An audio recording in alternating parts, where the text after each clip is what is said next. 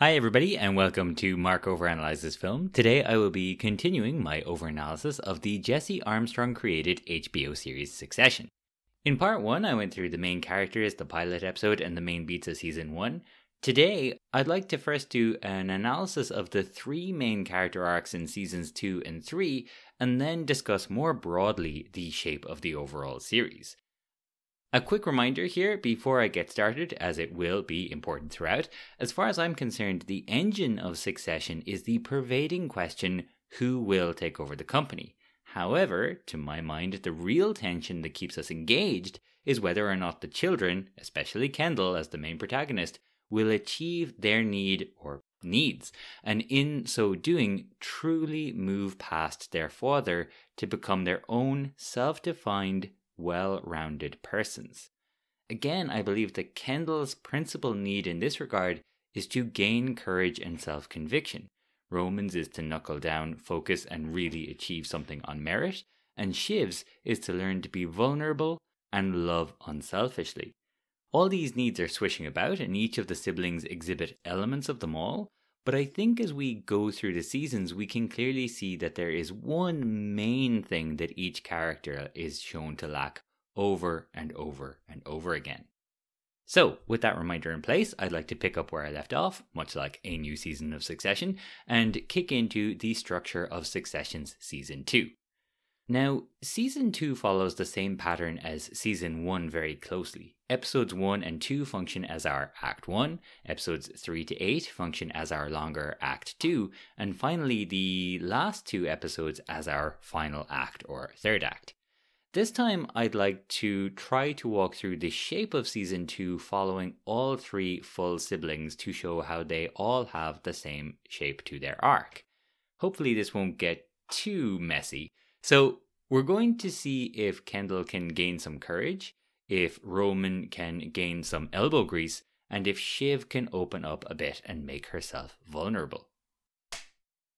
So we begin with Act 1, which is made up of episodes 1 and 2. Now, you could argue that the inciting incident, or the event without which our story as it is would not happen, for the season is the events of the previous season's finale. However, for the season itself, it's really Logan telling Shiv that she's the one that will replace him. This is what restarts the engine proper. In season 1, it was Ken who was wrestling for the top job. Now it's Shiv who almost has it, but not quite. Anyways, in our first act, we see that Kendall is really broken. But we also see that he really is effective once he has some conviction and direction. He shows this once he snaps to in his interview at the very start of the season, and again in episode 2 when he shutters Walter with extreme prejudice. The problem is, it's not his conviction or direction. He literally tells the head of Walter his only reason to do it was because his dad told him to. And just a quick note here as well, in an important foreshadowing of our climactic dilemma at the end of episode 2, Kendall is invited into his father's inner sanctum when he's willing to publicly wear this fiasco. Meanwhile, when our season 2 starts, Roman is theoretically in pole position, but he manages to squander it by simply not being serious enough. In his one-to-one chat with Logan, he seems to think they can use the news division like, they run a one-party police state or something. They just get to tell people what to think. This ends up landing him co-COO in the same position as Kendall, the one person who they should all absolutely be out ahead of right now. And again, in episode 2, he convinces Logan to close Walter, but then cannot figure out what he's actually meant to be doing when he's told to go do his homework on the place. Finally then there's Shiv. Shiv begins this season by immediately abandoning her honeymoon with Tom to get back to the business. She then gets exactly what she wants, but really not what she needs, the offer to succeed her father. You want to do it?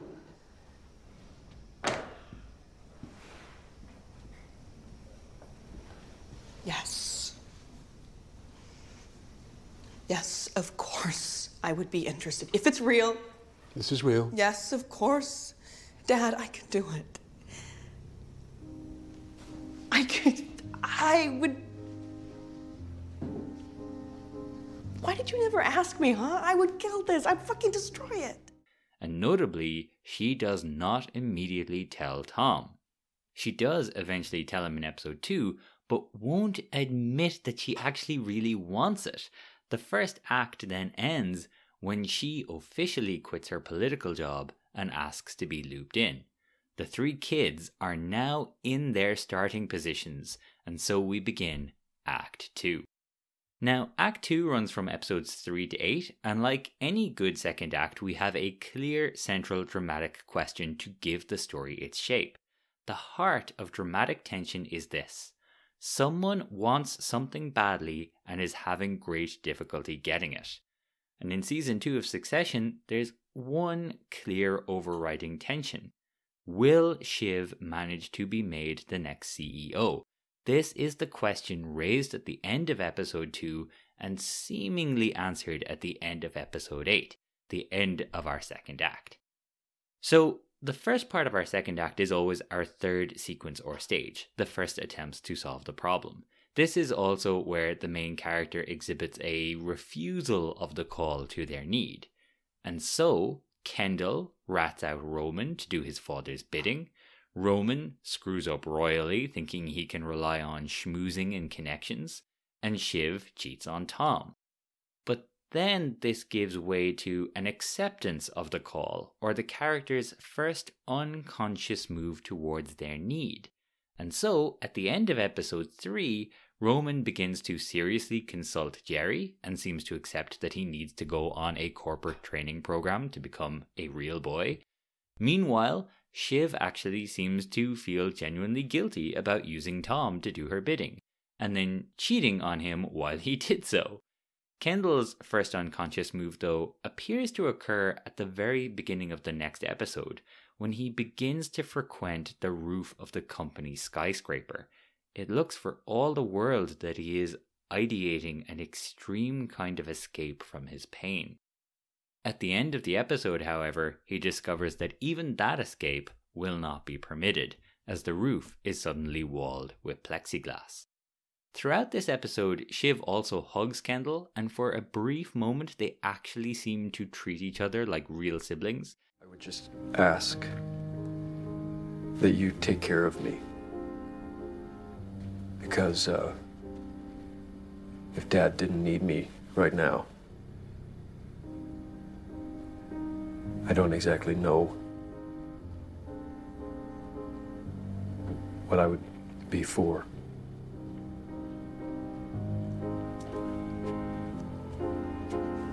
You want to talk some more? And Roman begins to actually work and meet, actual real people. Oh, and he has dodgy phone sex with Jerry, just in case it got, too straightforward. We then approach the midpoint of the season, where the characters make their first conscious move towards their needs. So Shiv ends up being humbled as her hubris gets the better of her and she announces at a dinner that she will be the next CEO. The pressure from this does actually bring her temporarily closer to Tom, though, as she allows herself to be honest and vulnerable with him. As for Roman, he seems to break up with his flighty-seeming party girl partner and has a kind of in-person sexual encounter with Jerry. The relationship hardly seems ideal in the use of power dynamics and abuse, but Jerry is a serious person who has some kind of genuine connection with Roman. Most importantly, though, Ken meets Naomi Pierce, an actual kindred spirit. Perhaps too much of a kindred spirit as another addict, but Ken finally has someone he can actually really relate to. And at the end of episode 5, right at the exact midpoint of the season, he tells her to escape her family. Right. This deal isn't going to change all that. I mean, all I would say is... Well, you've got it all sorted. Don't block your own escape. Just imagine getting out from under all this. Like, you can take the money and you can just get the fuck out. And then what? Then you're free. This all then triggers the honeymoon sequence of episode 6 and a little of episode 7 for Ken. Right at our series midpoint as well, the cruise's dam finally bursts, and the family are really under threat now. Kendall, acting in accordance with his need, eventually realizes that they should do the best they can to address this historic wrongdoing. He then once again stands up to his father when Logan hits Roman in the face and knocks his tooth out. Before getting said tooth knocked out, Roman proposes a rockstar mole woman alliance with Jerry. Now, Shiv here is a bit more of a grey area to my mind. On the one hand, she's pretty Shiv about the whole cruises thing. She hardly seems deep down concerned about the women who were so clearly abhorrently treated by her father's company, and is far, far more concerned about keeping any splashback away from her. She then seems to think she can go out and say pretty much whatever she wants publicly and not get reprimanded for it, cause, I don't know, she's special. So, pretty classic Shiv. On the other hand, she does get jealous when she sees Tom chatting to another woman, and admits as much at the end of the episode. This gives Tom a rare moment of feeling at least some kind of love or care.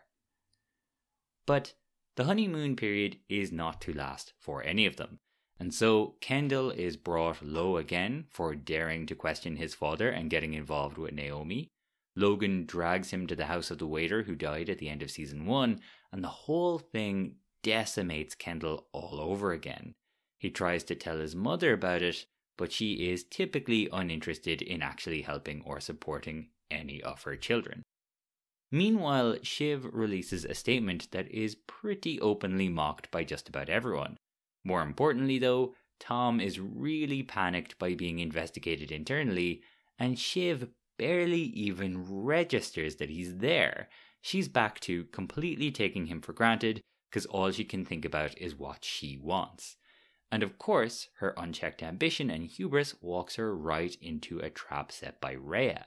She allows Rhea to talk her up and then accepts the compliment of being suggested as Pierce's next CEO. This allows Logan to dress her down, and it would now appear that she is out, and Rhea is now in pole position. And so we begin episode 8, the end of our second act, and season 2's low point. Roman once again begins relying on schmoozing and connections and accidentally buys the wrong football club for Logan. Shiv, as per usual, can't get anyone to go along with her because of her transparent self-interest.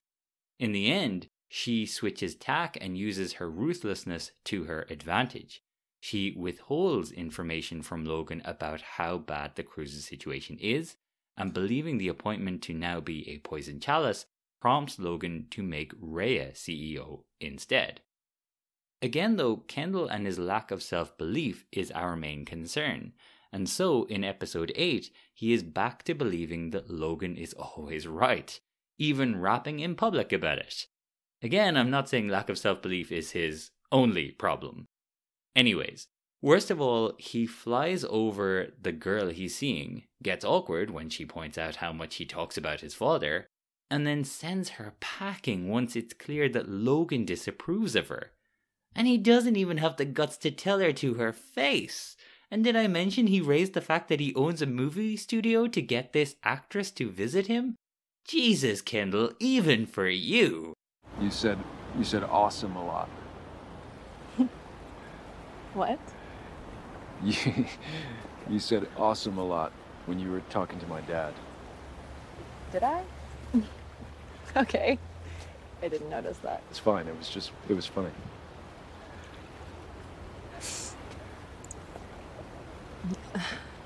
You're freezing. Let me get your coat. I'll be right back. Okay. The man appears to have no conviction or self-belief or backbone or character whatsoever. This is his low point. And so we end Act 2 and we enter Act 3. Act 3 here is episodes 9 and 10. Episode 9 acts as our false resolution, so Ken attacks Congress for Logan and accepts being thrown under the bus in public by his own father. While this is going on, Roman is sent off to play to his strengths.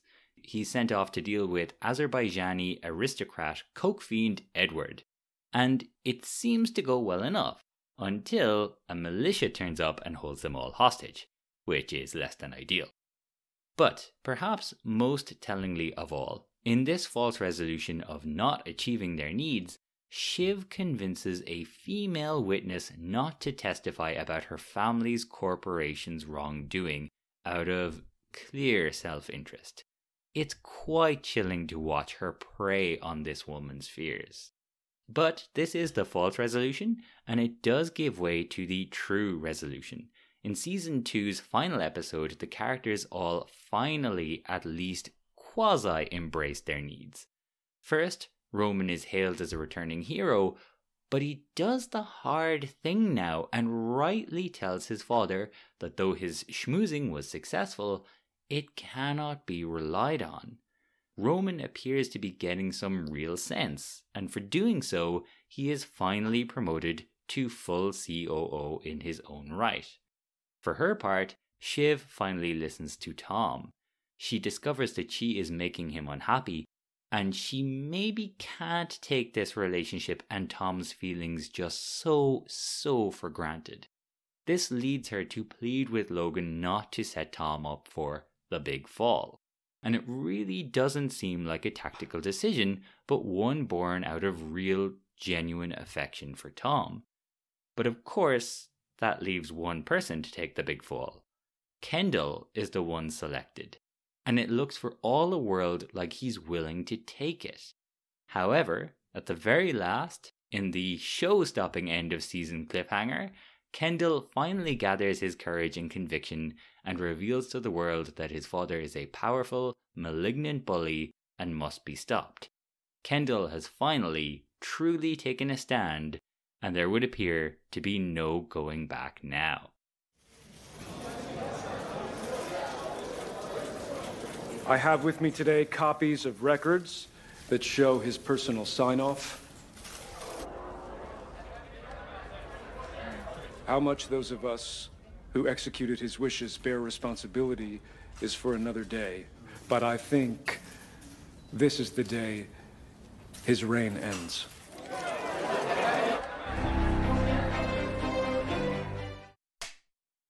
So hopefully we can see that all the characters have arcs that are running concurrently throughout the seasons. They all get set or reset at the start of the season. They are all in position for the main story by the end of episode 2. They all have some version of an unconscious move, a midpoint, a honeymoon period, a low point, a false resolution, and a true resolution all around the same time. It's elegant, isn't it? It's not something I ever would have noticed had I not become, a gigantic story structure nerd and done something actually useful with my life instead. But thank God that didn't happen. Now, I don't want to go through season 3 with quite the same level of detail because I think that would just be too much. Rather, I'd like to very quickly point out the arcs of the characters, and then I'd like to talk about the series' overall shape so far, with special reference to season 3 in this regard. So, this time I'll go through the full siblings one by one. First, Kendall. In season 3, Kendall's journey is really that of a slowly deflating balloon. He starts off on a major high and ends up shattered into a million pieces after a possible suicide attempt. This season feels a little different for Kendall, I think, especially. In the previous seasons, whatever else he is shown to be a hard worker and to know the details. In this season, he really just feels like a total fucking idiot. The detail stuff does come back a bit at the end, and maybe that's the point, but I'll get to that. When we meet Ken at the start of season 3, he is absolutely full of it and constantly craving validation, even by Kendall's standards. He becomes completely obsessed with his image. He thinks about nothing but his Twitter and TV appearances when there is very real business and legal stuff to be done. And who knows, maybe that is because he really does know what he's got isn't really enough.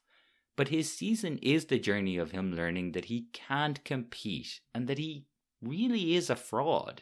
His first unconscious move is somewhere between Colin the bodyguard whispering, "I know you," to him, and Shiv releasing a biting statement revealing his addiction problems and his poor relationship with his kids. His first conscious move is then most likely his getting excommunicated by his father after the shareholder meeting.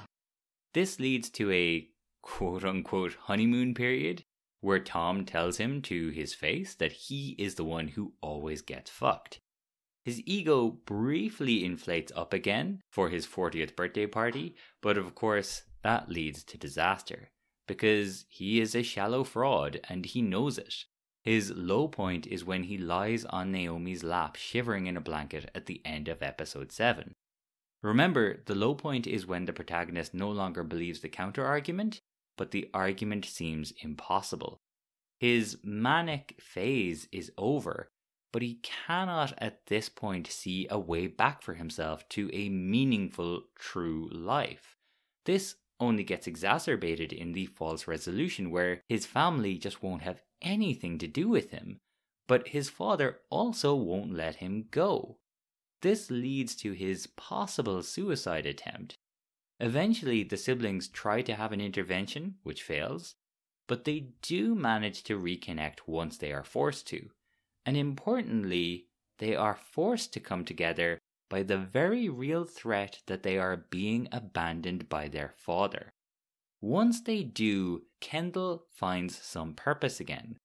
Until they all get screwed, of course, but more on that in a minute. Roman also has a trajectory here. He starts off as very much the one most in his father's corner, but he does have a first unconscious move when he refuses to sign a letter rejecting Kendall. Now, I think there are two potential midpoints you could point to for Roman, depending on your point of view. You could look at the moment in episode 4 when Jerry warns him to always keep his own self-interest in mind, which will pay off later. Or you could look at the moment in episode 5 where he blows talking to the president and then gets back in with his father by jumping on a bad moment for Shiv. This kicks off a period where things look really good for Roman, but he is not acting in accordance with his need. He picks a presidential candidate purely for some combination of ratings, shits, and giggles. Then, even by Roman standards, he behaves like an absolute shit at Kendall's birthday. But he does get to use his strengths here. He convinces Matsson to talk to Logan about making a deal, which is a major coup. And the false resolution looks great for Roman. And then there's a dick pic incident. And everything unravels for Roman pretty fast. He's rejected by Logan, left out of the loop by Matsson, and then coldly reminded by Jerry of the limitations of their deal. His reliance on people skills blows up spectacularly in his face here. And then finally, of course, there's Shiv. Now, Shiv's season is just wall-to-wall attempts and failures to use people. In Act 1 alone, she tries to play both sides with her lawyer friend, but gets rejected. Then, she is delighted to hear that she will be president with acting CEO Jerry being used as her human hazmat suit. In Episode 3, she's delighted to hold a town hall, and then she is so furious with Kendall for ruining this exciting moment for her that she dishes all the dirt very publicly on him. You know it's bad when even Roman thinks, you know what, this is too much. Now, in this episode, there's also something of a first unconscious move for her and Tom. Tom suggests he could propose taking the fall for Logan, and her interest is piqued. She eventually rejects the idea, but Tom broaches it with Logan anyways. In episode 4, she attempts to railroad Tom, then Carl, then Mark Ravenhead with limited success. In episode 5, she finally appears to have a breakthrough when she orchestrates a deal behind Logan's back to get herself a seat on the board. But it is terribly received. Further, the wedge issue of having children really comes up here for her and Tom.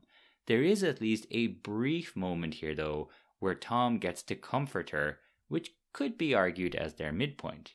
Perhaps more importantly though, as Shiv is pissing her father off, Tom is never closer to him than in this midpoint episode. As for Shiv though, she then further fails to convince anyone of anything at the Republican meetup in the next episode. And by episode 7, she can't even pretend to care that Tom is not actually going to prison. This leads to the couple's low point, where they are both miserable in the car after the party. This carries into their most famous third act yet. In the false resolution, Shiv decides to have children to spite her own mother, which is a great reason to do it. But in doing so, she tells Tom that she doesn't love him. In the true resolution, in the final beat of the season then, Shiv realizes that Tom has actually betrayed her. This relationship might not be as one-sided as she might have hoped. So, again here, I think we can see that there are concurrent plots playing out throughout the seasons. But it's not just within episodes or individual seasons that this happens. As I referred to in part 1, I'm really fascinated by the concept of fractal structure, or that every part represents the whole and vice versa. So now I'd like to zoom out a bit and briefly discuss everyone's journeys up until the end of season 3. The reason for this is that I believe there will most likely be 5 seasons of Succession. And if that's the case, then it should theoretically lend itself to a Shakespearean-esque 5-act structural analysis. So, in this understanding, season 1 is obviously our act 1, where all the parts get set up for the main adventure. So we have our inciting incident of Logan having a stroke, which causes Kendall to make a play for the top job. When he fails to accomplish this within the company, we have a second stage of this act where he attempts to do so from outside the company. Of course, at the end of this grand first act, Kendall is involved in an accident, and Logan covers it up for him. Now, in this theory, that means that the middle of our story only really kicks off at the beginning of the second season. And I think this idea has some merit, because we know this fight isn't really over. But now we have this question of how on earth Kendall could ever take over or escape from his father when Logan knows he fled the scene of a fatal accident. It's also at the beginning of season 2 that Shiv quits her job and officially starts playing the Succession game in earnest. Plus, she's now married, so the question of whether she and Tom can really make it work is fully in focus for this grand middle section. Roman is made co-COO under his father and soon allies with Jerry to make him a more credible challenger at this stage to boot. Now, one of the reasons why I like this 5-act fractal theory approach to Succession is because of just how neatly season 2 works with it. As you'll recall, the second act is defined by the first attempts to solve the problem, and or a refusal and then eventual acceptance of the call. So Kendall's first attempt to solve the problem is to allow himself to be completely subsumed by his father's will. Shiv's first attempt to get what she wants is to accept her father's offer at face value and quit her job. Roman's is to make a deal with Jerry and try to become more serious that way. They all also exhibit a refusal of the call to their need. In reverse order, Roman buys the wrong football club and turns the Jerry partnership into an awkward sex thing. Shiv uses and abuses Tom throughout, as well as trying to play everyone all the time when it's all pretty obviously self-serving. And Kendall does his father's bidding and dumps multiple girlfriends because his father doesn't approve. But then, at the end of our second act, we have the acceptance of the call. Roman shows that he is not just a schmoozer, but a keen judge of people. Shiv finally hears Tom's unhappiness and can't sell him out. But of course, Kendall's is the clearest first unconscious move here. Suddenly, at the end of the second act, Kendall stands up to his father and publicly denounces him. Now, the reason why I regard this as an unconscious move is because, really, Kendall is not doing this for the right reasons. In an interview on the show's official podcast, creator Jesse Armstrong states that the show is really all about people doing the wrong thing for the right reasons and the right thing for the wrong reasons. And you can really see that throughout. So then, our season 3 should be our third or middle act. Here, again theoretically, the protagonist approaches and first obtains their need and enjoys a brief honeymoon period by trying out this new discovery. Why I think season 3 works so well as this midpoint or first conscious move towards the character's need is largely because of the season's midpoint and climax. The episode Retired Janitors of Idaho is of particular interest to me because I think it is the middle episode of the middle season, the midpoint of the midpoint. So not only is it the episode of the major shareholder meeting that has been discussed for at least a season by this point, but crucially, for the first time since the very first episodes, it asks the children to act in a world where their father is not really present. When Logan gets a UTI, he becomes delirious, and the kids have to figure out what to do on their own for the first time in a long time. In other words, it's a real taste of what it might be like when their father is not around anymore, and a question of if they can really move beyond him. It feels like an utterly apt midpoint for the show, and it would not surprise me at all if it ends up heavily foreshadowing events towards the end of season 5. This is, of course, also the midpoint for the season, which leads to this midpoint season's denouement, where the kids suddenly really have to come to terms with a life without their father's well-worn, pre-made groove for them. And this, again, is ultimately what Succession is all about. Can you ever truly move past having a tyrant for a parent like Logan Roy? One thing you might notice with these characters is how often they bring up the idea of being a somebody, or a nobody, or a real person, especially when they want to hurt each other. It's what Connor worries about at the end of season 1, it's how Logan turns the screws on Kendall in the same season, it's how Kendall tries to defend himself against Roman in season 3. The Cruzes case reveals they designated the incidents with the expression, no real person involved. These kids have allowed their father to decide who is real and who is not. Whether their father favors them or not makes them feel actually significant or not. Also in the Retired Janitors of Idaho episode, Greg's grandfather Ewan tells him that he needs to take himself seriously. And that's what you really hope for all of these characters. Kendall is the main protagonist, and his need is courage. And the question is, can these kids have the courage to truly take a good hard look at themselves and take themselves seriously and truly on their own terms? That is the only way they will ever truly succeed Logan Roy. This has been Mark Overanalyzes Film on Succession. Next time, for the final episode of Season 2, I will be looking at the structurally fascinating rom-com The Phenomenal Groundhog Day. If you enjoyed this episode, please like, rate, follow, recommend, and whatever else it is that's good for this kind of thing. A special thanks to Mary Kate O'Flanagan and also Ailish Kent, who taught me everything I know about film and TV, including these methods. Thanks for listening, take care of yourselves, and see you soon.